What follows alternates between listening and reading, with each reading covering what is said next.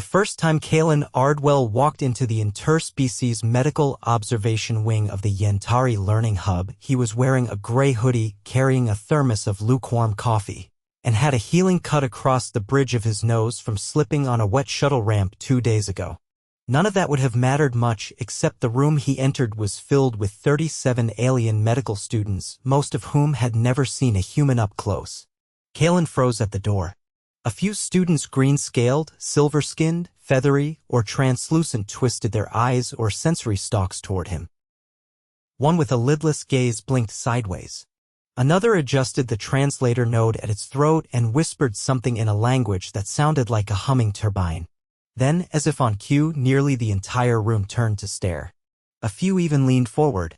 He scratched the back of his neck. Morning. Instructor Velrix, a bipedal Tharn with a long, jointed neck and a voice that buzzed like static, gestured to him with a limb that bent in 3 places. This is Calen Ardwell. Human. Volunteer subject. Immunological case study. Calen gave a small wave and stepped up to the central observation table, where a diagnostic bed hummed softly. He looked around. Most of the students were recording him already. One had a tray of sample kits. Another was adjusting a live holographic projector. "Do I need to that thing?" he asked, nodding at the bed. "Yes," Velrix replied. "Remove footwear." "Right." As he sat down and pulled off his boots, a student with pastel blue skin approached cautiously. "Your immune system," the student said, voice filtered through a translator, "is irregular." Calen raised an eyebrow. "Irregular. Chaotic. Not systematized. You lack centralized lymphatic control. Your cells react independently, often overreactively. It is strange." "Yeah, well, we do a lot of things that seem strange. You ever had a jalapeno?" The student's gills fluttered. He lay back on the diagnostic bed as Velrix dimmed the lights and activated the holoprojection.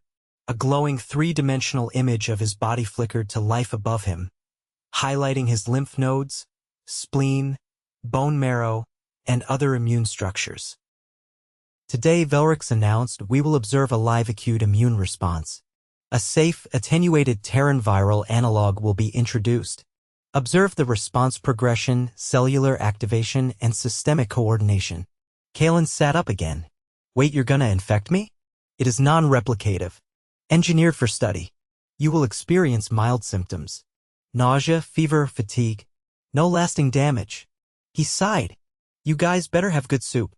The virus was administered through a micro-injection in his upper arm. It didn't hurt. Not right away. But within an hour, he felt his muscles go heavy and his joints ache like he'd run 10 miles uphill in freezing rain.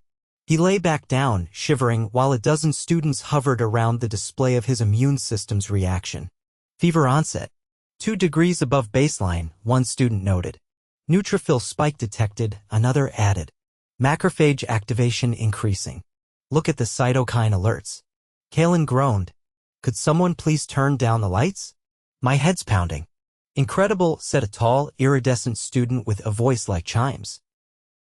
"His system is launching a full-scale response within 65 minutes. So fast. And without centralized command," whispered another. "In humans," Velrix said, "each cell has partial autonomy. Immune memory is distributed.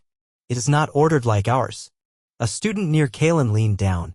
"Your T cells are attacking the virus already." "Why so quickly?" He coughed into the crook of his elbow. "I dunno. Practice, maybe?" The student tilted its head. "You mean previous infections?" "Yeah. We get sick. A lot. It's just part of being alive on Earth." The student blinked rapidly. "Why would your species not eliminate all pathogens?" Calen chuckled weakly. "If we could, believe me, we would. But Earth's full of surprises. New bugs show up every year. So our bodies just adapt." The room buzzed with murmured translations. One student pointed at the display showing a cascade of immune activity. "His memory cells are identifying the analog. Cross-reactive recognition. It matches a prior pathogen." Velrix moved closer to the projection. That is why the response is accelerated. The system has seen something like this before. Calen tried to sit up. So what you're saying is, my immune system's cheating. No, it is. Improvising. He lay back down, sweating. That sounds about right. The symptoms peaked after 4 hours. He had a fever of 102, chills so severe his teeth chattered, and a headache strong enough to make his vision blur. But through it all, the alien students kept watching, taking samples, analyzing cell counts, comparing protein markers. At one point, Velrix held up a data slate and gestured for the students to gather. Observe the rate of viral clearance. The antibody levels are rising. Cellular apoptosis is regulated. Tissue damage is minimal. A student with fractal patterned skin asked, "Is this normal for a human?" Velrix didn't answer. Instead, it turned to Calen. "How often have you experienced viral infections?"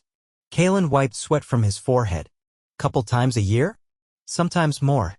The students stared at him. Another asked, "And you survive them?" "Frequently. Most people do. We just rest. Hydrate. Wait it out." "I would not survive such systemic stress," the student said. "My species requires full metabolic shutdown during cellular reorganization." "Well," Calen mumbled, eyes half closed, "we don't shut down. We keep going. Gotta work. Gotta feed the dog." A few students exchanged glances. It took 6 hours for the fever to break. By then, Calen was pale but alert, sipping broth from a thermoseal cup while wrapped in a thermal blanket. The virus had been nearly eradicated from his system. His immune markers were returning to baseline. The students looked more confused than ever. Velrix addressed the class. "This concludes the observation. You have seen the human immune system operate under stress. Improvised, decentralized, yet effective." A student near the back raised an appendage. "But it is not logical. It is not optimized. Why does it work?" Velrix paused. "Because it must."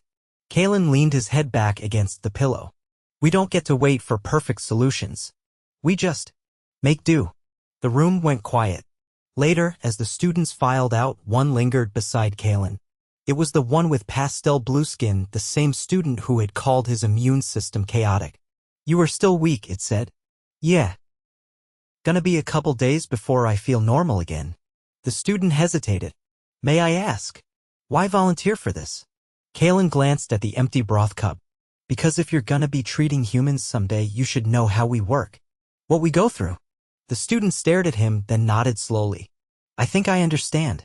It is inefficient but admirable." Calen smiled faintly. "That's humanity in a nutshell."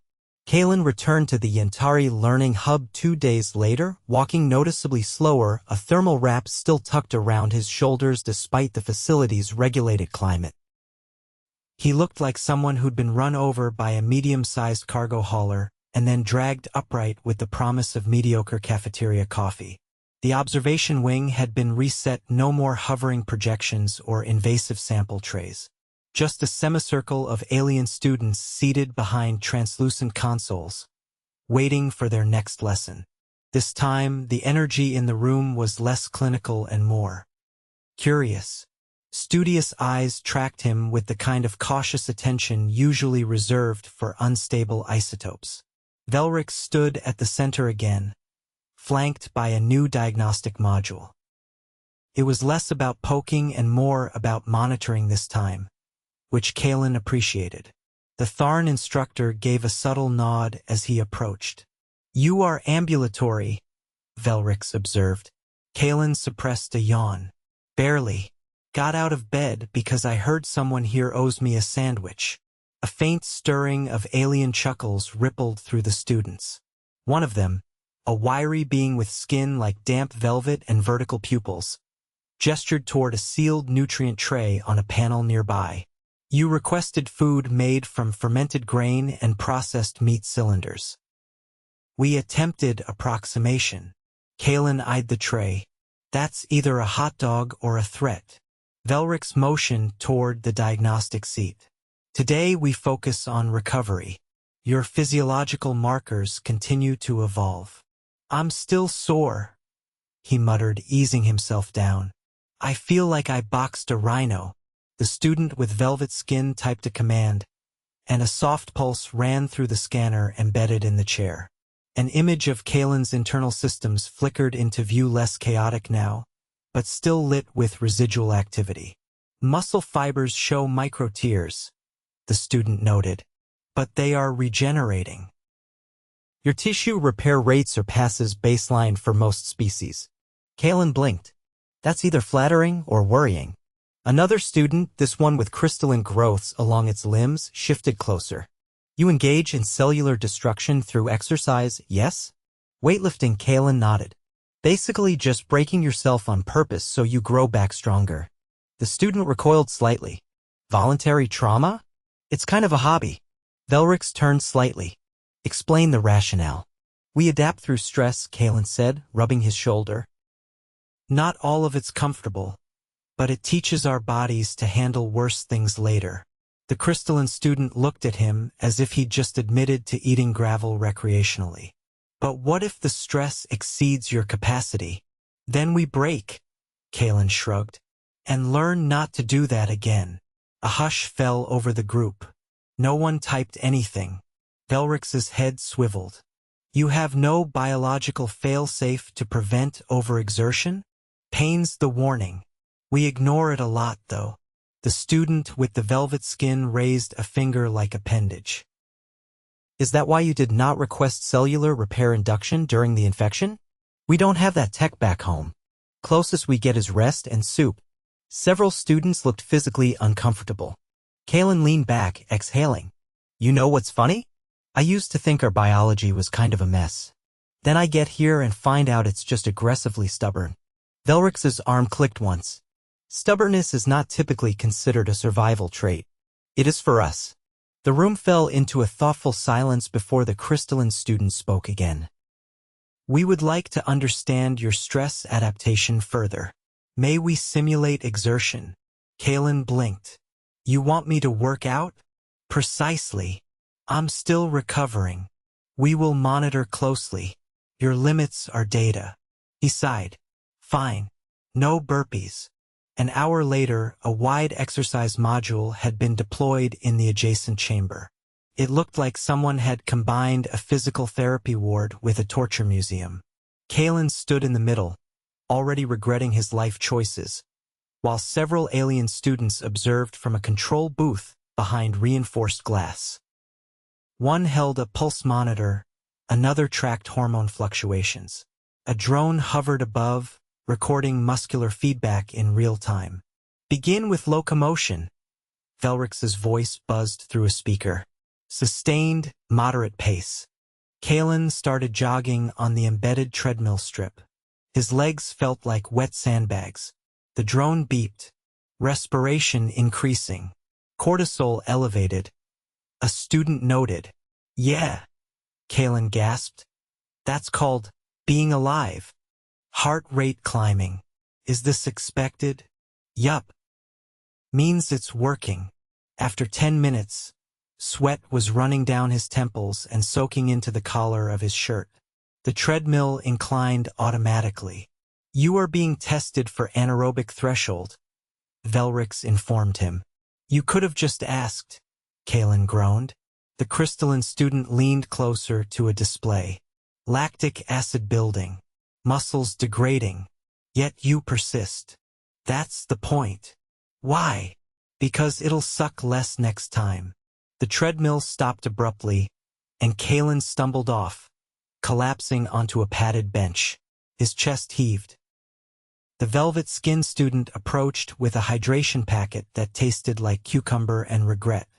Your species seems to seek discomfort deliberately, it said. We call it training. The student hesitated. Would it not be more efficient to chemically induce adaptation? It doesn't stick unless we earn it. Velrix made a low clicking sound. You bond experience with biology. Yeah, Calen said, wiping his face. You could hand us perfect bodies, but we'd still try to build them the hard way. Later that cycle, after a nutrient infusion and a nap that left him wondering if he'd died briefly, Calen returned to the observation room. The tone had shifted again, less about measurements, more about questions. Students no longer clustered behind screens. They gathered around him, scanning slates and muttering to themselves as they tried to reconcile everything they'd seen. The velvet-skinned student leaned forward. Your species appears to endure pain as a mechanism for growth. And yet, you do not seek to eliminate pain. We do, but only when it stops being useful. Explain. You ever burn your hand on a stove? The student nodded. Pain teaches you not to do that again. Now imagine if there was no pain. You'd keep burning yourself. But you also endure pain deliberately. That seems contradictory. We're full of contradictions, Calen said. It's part of the charm. Velrix activated a holographic overlay showing stress hormones and neural pathways. Your pain processing is decentralized. Interpretation is cortical, not reflexive. That's why we can override it, Calen explained. Mind over matter. The crystalline student tapped its slate. But your mind is not immune to stress. Nope. We break down. We cry. We snap. Then we get back up. The room went still again. Not reverent, just baffled. The velvet-skinned student asked, "What is the limit of your endurance?" Calen paused. He looked around the room, then down at his own hands still trembling slightly from exertion. We don't know. That's why we keep pushing it. The silence that followed wasn't awkward. It was contemplative. Students exchanged glances, not with confusion, but with the dawning awareness that something didn't quite fit into their framework. Velrix deactivated the displays.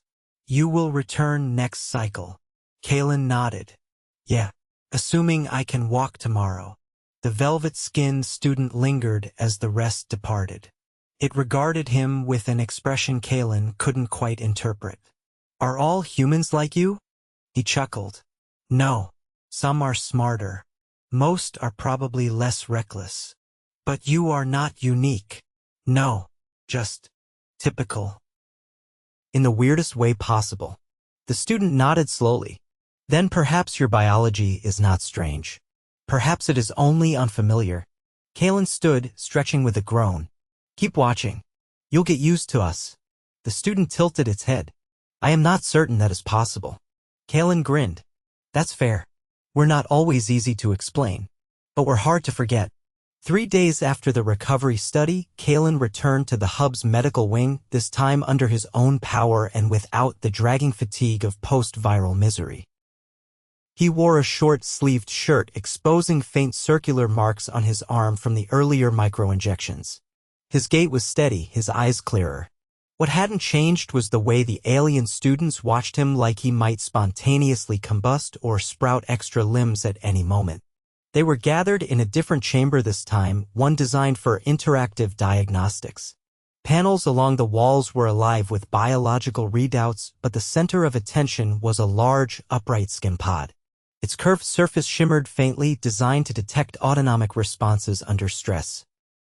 Velrix gestured toward it with one of its multi-jointed limbs. Today, we will study involuntary human reflexes under controlled stimuli. Calen narrowed his eyes. You want to poke me with something sharp, don't you? No penetration will occur, Velrix said. Stimuli will be visual, auditory, and thermal. Observations will be real-time. Fine, but if anything jumps out at me, I'm swinging. The crystalline student from earlier adjusted the sensitivity array on the side of the pod. The human sympathetic response is of particular interest. Your species initiates emergency physiological changes at a minor provocation. You mean adrenaline? Among other things. Your endocrine system lacks inhibition. We call it panic, Calen replied, stepping into the pod. You'd be amazed how often it works. As the pod sealed around him, the chamber dimmed. A soft hum vibrated through the air. The students clustered around the monitoring panels, their eyes fixed on the rising pulse line and thermal map. Baseline established, said the velvet-skinned student. Initiate visual sequence. The wall of the pod in front of Calen lit up with rapidly shifting images, flashing lights, erratic motion, then the unmistakable image of a large terrestrial spider skittering toward him. Okay, fun fact, he said, flinching slightly, that one actually gets people. Pupils constricting. Heart rate up 10 beats per minute, the crystalline student noted. Skin conductivity rising. Cortisol spike already? Asked another. Told you, Calen muttered. We're primed for nonsense. The image shifted to a collapsing ceiling simulation. Dust, noise, simulated debris. Calen's shoulders tensed. His breath quickened. Muscle rigidity, said the velvet-skinned student. But no movement. Why does he not flee? You realize I'm in a pod, right? The scenario ended, and the chamber slowly brightened again. Calen exhaled, stepping out. You sure this isn't a stress test for you guys? Velrix's head tilted. You maintained physiological control despite simulated threat. Explain. We're used to fear. Doesn't mean we let it run the show. A student with translucent skin clicked its tongue. Your kind appears to accept constant stress as routine. We don't like it, but we don't wait around for things to be perfect either. The crystalline student leaned closer to its console. Your glands released over 80 compounds in 90 seconds. That's Tuesday.